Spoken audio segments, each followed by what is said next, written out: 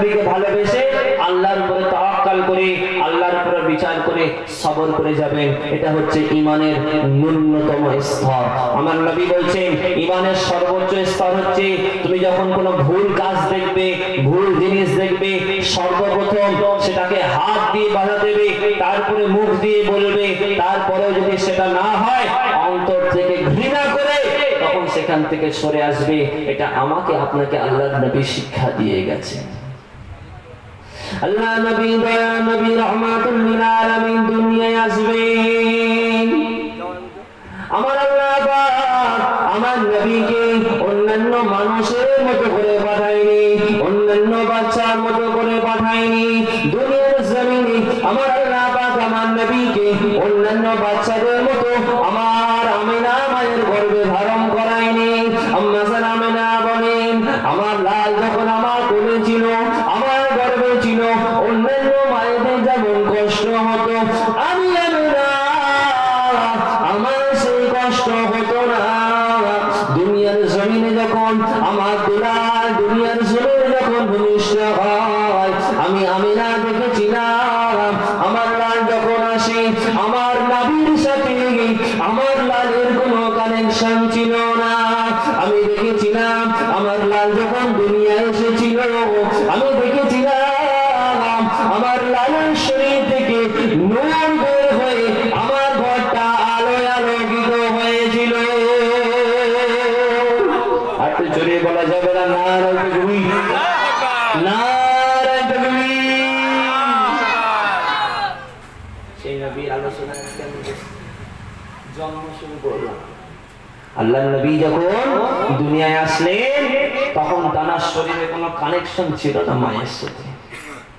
আচ্ছা মায়েরা যখন ভূমিষ্ঠ করে তখন বাচ্চাদের সাথে মায়ের একটা কানেকশন থাকে তো গো, নারীর একটা কানেকশন থাকে তো। কিন্তু আমার নবীকে আমার আল্লাহ বাশার বলেছেন, কিন্তু সে দুনিয়ার মানুষ তার সাথে তুলনা করে বাশার বলা যাবে না। আমার নবীকে আমার আল্লাহ দুনিয়ার সৃষ্টির শুরু থেকে নবী করে পাঠিয়েছে। আমার আল্লাহ কোরআনুল কারীমের মধ্যে 3টে ওয়াজ করেছেন। কটা ওয়াজ করেছেন? 3টে ওয়াজ করেছেন। ঠিক আছে, একটা মালায়েকা ফেরেশতাদেরকে নিয়ে ওয়াজ করেছেন, একটা আলামে আলামাতে থাকা আমি আপনি আমার আপনার সমস্ত জগতের রূহকে নিয়ে একটা ওয়াজ করেছেন, আর একটা ওয়াজ করেছেন সেই ওয়াজটা নবীদেরকে নিয়ে করেছেন। নবীদেরকে নিয়ে ওয়াজ করেছিলেন। আমার নবীদেরকে আমার আল্লাহ বলছেন হে আমার নবীরা শোনো, দুনিয়ায় আমি তোমাদেরকে নবী করে পাঠাবো, কিন্তু তোমাদের কাছে যখন আমি আমার হাবিবকে পাঠাবো তখন তোমাদের হুকুম হয়ে যাবে, তখন তোমাদের উপরে ফরজ হয়ে যাবে তোমরা যেন সেই নবীকে সেই হাবিবকে যাকে আমি ভালোবাসি তোমরাও যেন তাকে ভালোবাসো। তোমরা শুধু ভালোবাসবে না, সে যে দিন প্রচার করবে, যদি তোমাদের যুগে আমি আল্লাহ পাঠাই তাহলে কিন্তু আমি নবী আমি আল্লাহ রাব্বুল আলামিন তোমাদেরকে হুকুম করছি তোমরা কিন্তু তার উম্মত হয়ে তার খিদমত করবে, তার দিনকে দুনিয়ার জমিনে প্রচার প্রসার করার কাজে লেগে যাবে। জোরে বলি সুবহানাল্লাহ। তাহলে আমার নবীকে এমন আল্লাহ মাকাম দিয়েছেন, সেই মাকামের কথা দুনিয়ার আলামে আরওয়াহতে দুনিয়ার আসার আগে নবীদেরকে এলান করে দিয়ে দুনিয়ার মানুষদেরকে জানিয়ে দিয়েছেন। তাই সেই নবী যখন দুনিয়ার জমিনে আসলেন আল্লাহর নবী আম্মা জান বলছেন আমার ঘরটা নূরে আলোকিত হয়ে নূরের জ্যোৎস্নাটা ঘর থেকে বের হয়ে গিয়ে সামনের দিকে চলে গিয়েছিল। আমি আমিনা আমার নিজের চোখে দেখেছিলাম। আল্লাহর নবী চাচা যান হযরত আব্বাস রাদিয়াল্লাহু তাআলা আনহু তিনি বলছেন আমি আমার ভাতিজাকে দেখেছি, আমার ভাতিজাকে দেখেছি, আমি দেখেছি সচক্ষে দেখেছি তিনি তার সাহাবা হুজুরদেরকে নিয়ে ওয়াজ করছেন। আমি দেখেছি আব্বাস হুজুর বলছেন যে আমি যখন মুহাম্মদ যখন ছোট ছিল, মুহাম্মদ যখন ছোট ছিল তার তো পিতা ছিল না, তাকে খেলা করার মতো কোনো বাচ্চাও ছিল না, তাকে খেলা করানোর মতো আদর করার মতো কেউ ছিল না, কোনো খেলনা তার ছিল না। আমি দেখেছিলাম যখন তাকে দোলনায় শুইয়ে দেওয়া হয়েছিল আসমানের চাঁদরা ঠিক তার মাথার উপরে ছিল। আমি দেখেছিলাম মুহাম্মাদের আঙ্গুলটা যেই দিকে যাচ্ছিল আল্লাহ তাআলার হুকুমে ওই চাঁদ নামাজটাও সেই দিকে ঘুরতে লেগেছিল। জোরে বলি না সুবহানাল্লাহ, একটু জোরে বলা যাবে না সুবহানাল্লাহ? নারায়ে তাকবীর, নারায়ে তাকবীর। হে নবীর আশিকরা শুনে রেখে দাও, জোরে রেখে দাও। আল্লাহ নবী নবী মায়া নবী 40 বছর বয়সে নবুয়ত পেয়ে গেলেন। আল্লাহ নবীর উপরে দ্বীনুল ইসলামকে ফরজ হয়ে গেল, প্রচার করার কাজে লেগে পড়লেন। আল্লাহ নবী দয়া নবী আমার হেরা গুহা থেকে আস্তে আস্তে আস্তে আস্তে ভয়ে ভয়ে এসে আম্মা জান হযরত খাদিজাতুল কুবরা রাদিয়াল্লাহু তাআলা আনহাকে বললেন, ও বিবি খাদিজা, আজকে আমার সাথে এমন একটা ঘটনা ঘটেছে, ইতিপূর্বে এমন ঘটনার সাক্ষী আমি মুহাম্মদ কখনো হইনি। আমি দেখেছি আমার উপরে আল্লাহ তাআলার হুকুমে আল্লাহ রাব্বুল আলামিন কোরআনের আয়াত নাযিল করে দিয়েছেন, আমার উপরে দ্বীনুল ইসলামটা প্রচার করা ফরজ হয়ে গিয়েছে। আল্লাহ নবী দয়া নবীকে সান্ত্বনা দিলেন, আল্লাহ নবীকে একটু সান্ত্বনা দিলেন। দয়া নবী আমার দ্বীনুল ইসলাম প্রচার করতে বাইরে চলে গেলেন। আল্লাহ নবী দয়া নবী বাইরে চলে গিয়ে হযরত আবু বকরকে ডেকে বললেন, ও ভাই আবু বকর, শোনো শোনো শোনো, আমার আল্লাহ আমার উপরে ফরজ করে দিয়েছেন, আমার আল্লাহ জানিয়ে দিয়েছেন, দুনিয়ার মানুষদেরকে এলান করে দিতে বলেছেন, লা ইলাহা ইল্লাল্লাহ ওয়া আনা মুহাম্মাদুর রাসূলুল্লাহ। আল্লাহ নবী দয়া নবী মায়া নবী দয়া নবী যখন কথা বলা শেষ করলেন, কোন রকম সওয়াল ছাড়া, কোন রকম প্রশ্ন ছাড়া, আল্লাহ নবী প্রাণপ্রিয় সাহাবা হযরত আবু বকর হুজুর জানিয়ে দিলেন, ইয়া রাসূলুল্লাহ ইয়া হাবিবাল্লাহ, ইয়া রাসূলুল্লাহ ইয়া হাবিবাল্লাহ, আল্লাহ পাকের নবী দয়া নবী মায়া নবী, আমি সাক্ষ্য দিচ্ছি আশহাদু আল্লা ইলাহা ইল্লাল্লাহ ওয়া আন্নাকা মুহাম্মাদুর রাসূলুল্লাহ। আমি সাক্ষ্য দিচ্ছি আল্লাহ তাআলা ছাড়া দুনিয়ার জমিনে কোনো মাবুদ নাই, সৃষ্টিকুলে কোনো মাবুদ নাই। আমি এটাও সাক্ষ্য দিলাম আপনি হলেন আল্লাহ তাআলার রাসূল।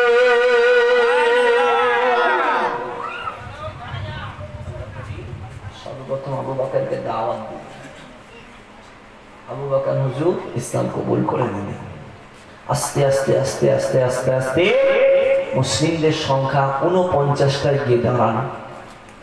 আমার কথা আপনারা বুঝতে পারছেন? কথা কি আপনাদের কাছে একটু বেশি কিছু হয়ে যাচ্ছে নাকি, সমস্যা হয়ে যাচ্ছে নাকি?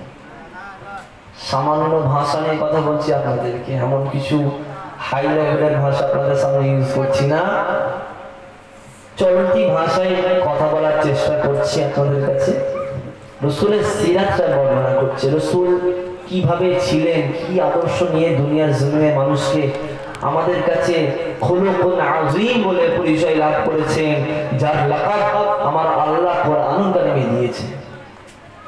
তো দয়ার নবী আমার সাহাবা হুজুরকে নিয়ে একটা মিটিং এ বসলেন। আল্লাহ নবী দয়ার নবী 49 জন সাহাবাদেরকে নিয়ে একটা মিটিং এ বসলেন। আল্লাহ নবী তিনি জানালেন, এখন তোমরা নিজেদের পরিচয় মানুষের কাছে জাহির করবে না, মানুষকে বলে বেড়াবে না, কারণ তোমাদের সংখ্যা অনেকই কম। মক্কার কুরাইশ কাফেররা কিন্তু তোমাদেরকে এই কথা শুনলে কিন্তু আর রাখবে না। কিন্তু আবু বকর হুজুর তার অন্তরটা মাঝে মাঝে একটা প্রশ্ন জাগে যে আমি আল্লাহকে এক বলে স্বীকার করলাম, নবীকে নবী বলে স্বীকার করলাম, যিনি আসমান জমিনের মধ্যে থাকা সমস্ত সৃষ্টিগুলোর তিনি ছিলেন স্রষ্টা, সেই নবীকে নবীর আর রবকে আমি রব বলে স্বীকার করে নিলাম, আল্লাহকে আল্লাহ বলে স্বীকার করে নিলাম। এই সত্য বাণীটা, সত্য কথাটা, সত্য যে সাক্ষ্যটা আমি কি মানুষের কাছে জাহির করতে পারবো না? এই ইজাজতটা আমি নবীর কাছ থেকে নিয়ে মানুষের কাছে একটু প্রচার করি না। আবু বকর হুজুর আল্লাহর নবীর কাছে গেলেন, ইয়া রাসূলুল্লাহ, ইয়া হাবিবাল্লাহ, হুজুর আমাকে ইজাজত দেন, আমার বড় ইচ্ছা করছে ইয়া রাসূলুল্লাহ আমার পরিচয়টা মানুষের কাছে জাহির করে দিই, আমার পরিচয়টা মানুষের কাছে জাহির করে দিই। আল্লাহর নবী বললেন না, এখন যেতে হবে না। 3 দিন হয়ে যায়, আবার বলেন ইয়া রাসূলুল্লাহ একটু ইজাজত দেন, ইয়া রাসূলুল্লাহ ইজাজত একটু দিন। আমার আল্লাহ তাআলার হুকুমে পক্ষ থেকে ইজাজত দিয়ে দিলে, হে নবী আপনি যান, সংখ্যায় আপনি চিন্তা করবেন না, আমি আল্লাহ আপনাদের সঙ্গে আছি, সংখ্যাকে আপনি ভয় করবেন না। সাথে সাথে দয়ার নবী আমার সাহাবা হুজুরদেরকে নিয়ে কাবা শরীফের চত্বরে চলে গেলেন। নবী আমার সাহাবায়ে কেরামদের সামনে হাজির হয়ে গেলেন। এমন সময় আবু বকর হুজুরকে বললেন, আবু বকর উঠে দাঁড়িয়ে যাও, উঠে দাঁড়িয়ে যাও, ইসলামের প্রথম খুতবা দিতে শুরু করো। ইসলামের প্রথম খুতবা আমার নবীর ইজাজতে হযরতে আবু বকর সিদ্দিক দিয়েছিলেন। জোরে বলুন আল্লাহ নবী নবী সাহাবা প্রাণপ্রিয় সাহাবা আবু বকর হুজুর আমার ইসলামের দাওয়াতের কথা বলতে শুরু করলেন। কাবা শরীফের চত্বরে দাঁড়িয়ে গেলেন, মানুষদের উদ্দেশ্যে বলতে থাকলেন, এ মক্কার কুরাইশরা শোনো শোনো, যে আল্লাহ তোমাকে সৃষ্টি করেছেন, যে আল্লাহ হলেন এই কাবার মালিক, এই কাবার আল্লাহ, যিনি তোমাকে সৃষ্টি করেছেন, আমাকে সৃষ্টি করেছেন, 7 আসমান 7 আসমান 7 স্তর জমিন, এই সাজা কিছু আছে আমার আল্লাহ সব কিছু স্রষ্টা। তোমরা আল্লাহকে এক বলে মেনে নাও।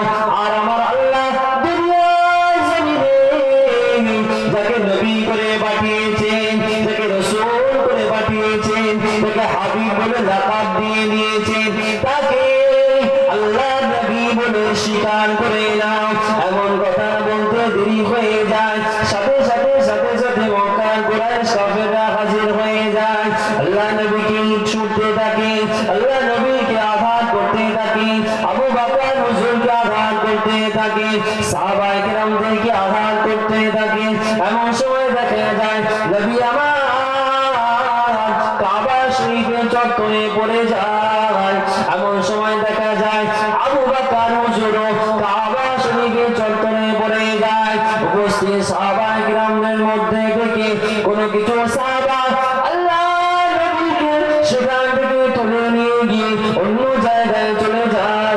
আল্লাহ নবী সেবা শুশ্রূষা করতে থাকেন, কিন্তু আবু বকর হুজুর কাবা শরীফের চত্বরে পড়ে মার খেতে থাকেন। উতবা সাইবা আবু জেহেল আবু লাহাব আল্লাহ নবীর প্রাণপ্রিয় সাহাবাকে মারতে থাকেন। মারতে মারতে মারতে মারতে আমার অবস্থা হয়েছে আল্লাহ নবীর প্রাণপ্রিয় সাহাবা হুজুরের মুখ মুবারক খানা চেঞ্জ হয়ে গিয়েছিল, রক্ত বের হতে যাচ্ছিল, চামড়াটা খসে গিয়েছিল। আল্লাহ নবীর সাহাবার কোনো হুঁশ ছিল না।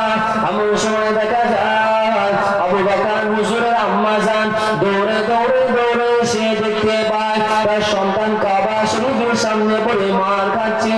আল্লাহ নবীর সাহাবা হুজুরকে কোলে তুলে নিয়ে বলতে থাকে, ও আমার আবু বকর, কেন তোমাকে এত মারলো গো, কেন তোমাকে এত মারলো গো? আল্লাহ নবীর সাহাবা কথা বলতে পারলেন না, অজ্ঞান হয়ে গিয়েছিলেন। এমন সময় দেখা যায় আল্লাহ নবী চাচা যান এসে আবু বকর হুজুরকে নিয়ে ঘরে চলে যেতে থাকে। ঘরে চলে মুখের মধ্যে এমন পাথর মেরেছিল, মানে মুখটা বিকৃতি লাভ করেছিল, আকার আকৃতি সম্পূর্ণ চেঞ্জ হয়ে গিয়েছিল। আবার আপনার ফেসটা কত সুন্দর হয়েছে, আমার আল্লাহ তাদের চেহারা মোবারককে আরো সুন্দর করেছে, তুলনা করা যাবে না। তো যখন সেই চেহারা মোবারকের মধ্যে এসে উতবা সাইবা আবু জেহেল আবু লাহাব ইটের বাড়ি মারতে থাকলো, তার চেহারা মোবারকটার আকৃতিটা সম্পূর্ণ পাল্টে গিয়েছে। চাচা হামজা ওনার বাড়িতে নিয়ে গেলেন, ওনার আম্মা জানো তখন ইসলাম কবুল করেনি, কিন্তু সন্তানকে অনেক ভালোবাসে। আবু বকর হুজুরের হুঁশ ফেরে, অনেকক্ষণ ওনার মা পাশে বসে আছে, ওনার সেবা শুশ্রূষা করছে, কিন্তু হুঁশ আসছে না। আবু বকর হুজুর আমার শুয়ে রয়েছেন, দিহা মুবারক থেকে টপ করে রক্ত পড়তে থাকে। আল্লাহ নবী প্রাণ প্রিয় সাহাবা হুজুর অনেকক্ষণ পর হোশ ফিরে পেলেন। আম্মা জান সাথে সাথে পেয়ালা করে পানি নিয়ে হাজির হয়। ও আমার আবু বকর, নাও নাও মুখটা খোলো, আমি তোমার মা একটু পানি তোমায় পান করিয়ে দিই। আল্লাহ নবী সাহাবা হুজুর জানালেন, ও আমার আম্মা জান, শুনে রেখে দাও, জেনে রেখে দাও, আমি হয়ে গেছি আল্লাহ তাআলার বান্দা, আমি মুহাম্মদের গোলাম, আমি নবীকে এত ভালোবাসি, আমি নবীকে এত বড় মহব্বত করি, আমি কসম করে বলছি আমার এমন অবস্থা হয়েছে, আমার কোনো আফসোস হয়নি। আমি দেখেছি আমার নবীর উপরে একটা আঘাত হয়েছে। আমি আবু বকর, আমি যখন দেখেছি আমার নবীর উপরে একটা আঘাত হচ্ছে, আমি আবু বকর অন্তরে বড় কষ্ট পেয়েছি। আম্মা জান, আমার নবী কেমন আছে গো, আমার নবী কেমন আছে গো, আমাকে একটুখানি তার কাছে নিয়ে চলো। আল্লাহ নবীকে জানালেন, আল্লাহ নবী সাহাবাকে বললেন, ও বাবা আবু বকর, একটুখানি পানিটা পান করে নাও, একটু পানিটা পান করে নাও। আবু বকর হুজুর বললেন, আম্মা জান তাহলে শুনে রাখেন, জেনে রাখেন, আমি আল্লাহ তাআলার কসম করে বলে যাচ্ছি, যতক্ষণ না আমি আমার নবীকে দেখব আমি আবু বকর পান করছি না। কি মহব্বত!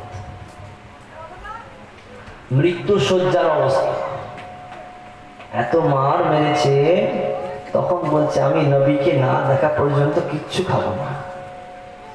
আম্মাজান বাইরে দৌড়ালেন। হযরত ওমরের বোন তখন ইসলাম কবুল করেছে, তাকে ডেকে নিয়ে আসলেন। আল্লাহ নবী সাহাবা হুজুরের কাছে যখন নিয়ে আসলেন, উনি দেখে হাওমাও করে কেঁদে ফেললেন। আবু বকর ভাই, তোমার এমন অবস্থা কেন করলো গো তারা? উনি জবাব দিয়ে বললেন, ও শোনো ওমরের বোন, এই মাঠটা আমার কাছে অনেক বড় মূল্যবান, আমি এতে অনেক রাজি গো, আমার এতে কোনো কিছু হয়নি। আমার নবী কেমন আছে আমাকে বলো। আমার নবীর উপরে যে আঘাতটা এসেছে আমি আবু বকর নিজের চোখে দেখেছি, যত চোখে দেখেছি আমি আবু বকর নিজের চাইতে আরো বেশি কষ্ট পেয়েছি। তাই মনে মনে কসম করে নিয়েছি, যতক্ষণ না আমি আমার নবীকে দেখছি আমি ততক্ষণ পর্যন্ত আমার জিভে একটা লোকমা পর্যন্ত, একটা দানা পর্যন্ত, পানি একটা ফোঁটা পর্যন্ত আমি আবু বকর লাগাবো না। বলা হয় ভালোবাসা, এটাকে বলা হয় লাভ। এই ভালোবাসা যদি নবীর প্রতি না থাকে, আমার আপনার ভালোবাসাটা হচ্ছে বৃথা। আল হুব্বু ইবাদা, ভালোবাসাটা হচ্ছে ইবাদত। আজকালকার যুগে ভালোবাসার কথা বলছি, কলা বাগানে গিয়ে, বাঁশ বাগানে গিয়ে, আম বাগানে গিয়ে, জাম বাগানে গিয়ে জিও কন্ট্যাক্টে একটা টিউন লাগিয়ে দিয়ে হ্যালো কেমন আছো কেমন আছো বলে খাওয়া দাওয়া শুরু করেছে কিনা, শেষ করেছে কিনা, দুনিয়ার যত কথা মোবাইলে 12 ঘন্টা ধরে বলছে, এটাকে ভালোবাসা বলে না, এটাকে বলা হয় বেহায়াপন। ভালোবাসা হচ্ছে আলাদা জিনিস। আল্লাহ নবীকে যেমন ভেবে ভালোবেসেছিলেন সাহাবায়ে কেরামরা, সেই জন্যই তো বলা হচ্ছে আল হুব্বু ইবাদা। ইযা আনতা তাহবাবতা হালালা, যদি তুমি সেই ভালোবাসাটা হালাল ভাবে বাঁচতে পারো, সেটা স্ত্রীর প্রতিও হতে পারে, তাহলে সেটাও তোমার জন্য একটা ইবাদত। আপনি বিয়ের পরে বাসেন, কিন্তু বিয়ের আগে যুবকরা খবরদার কোন মহিলার সাথে, গায়ের মহিলার সাথে এইভাবে কথা বলবে। আমার আল্লাহ যত তুমি কথা বলবে, প্রত্যেকটা কথার বিনিময়ে জিনার গুনাহ লিখতে থাকবে। জোরে বলি না নাউযুবিল্লাহ, আর একবার জোরে বলি নাউযুবিল্লাহ। আল্লাহ আমাদের সকলকে হেফাজত করুন, সকলে বলি আল্লাহুম্মা আমিন। আল্লাহ নবী নবী সাহাবায়ে কেরাম বললেন, ও আমার আম্মা জান, ও আমার বোন, আমাকে নিয়ে চলো, আমার নবীর কাছে নিয়ে চলো, আমি আর থাকতে পারছি না, আমার মনে বড় জ্বালা, আমাকে একটু নিয়ে চলো গো। আল্লাহ নবী দয়া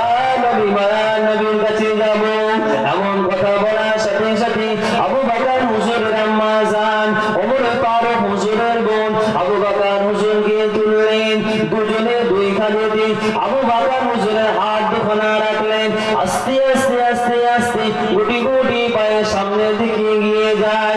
কিছুটা দূরে দেখতে পায় নবী আমার একটা ঘরের মধ্যে বসে রয়েছেন।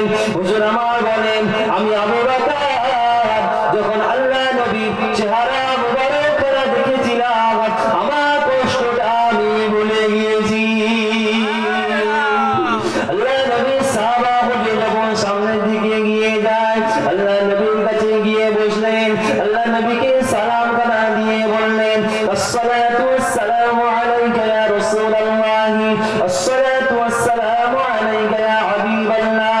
আল্লাহ পাকের নবী, দয়া নবী, মায়া নবী, আমি আপনাকে বড্ড ভালোবাসি ইয়া রাসূলুল্লাহ। আপনার প্রতি যে আঘাত এসেছে আমি আমার নিজের চোখে দেখেছি। আপনার প্রত্যেকটা আঘাতের বিনিময়ে আমি আবু বকর অন্তরের মধ্যে অনেক কষ্ট অনুভব করেছি। আল্লাহ নবী, দয়া নবী, মায়া নবী সাথে সাথে আবু বকর হুজুরকে জড়িয়ে বললেন, ও আবু বকর, শোনো শোনো শোনো, তুমি আমাকে বড্ড ভালোবাসো, আমি নবী তোমাকে অনেক ভালোবাসি। সাথে সাথে আল্লাহ নবীকে একটা চুমু মুবারক, আল্লাহ নবীকে একটা চুমু দিলেন। নবী আমার আবু বকর হুজুরের কপালে একটা চুমু দিয়েছে। একটু জোরে বলি না সুবহানাল্লাহ, একটু জোরে বলি না সুবহানাল্লাহ। সেই নবীর পথে আসেন আমরা সবাই মিলে একবার মহব্বতের সাথে দরুদ পাঠ করি। আল্লাহুম্মা সাল্লি আলা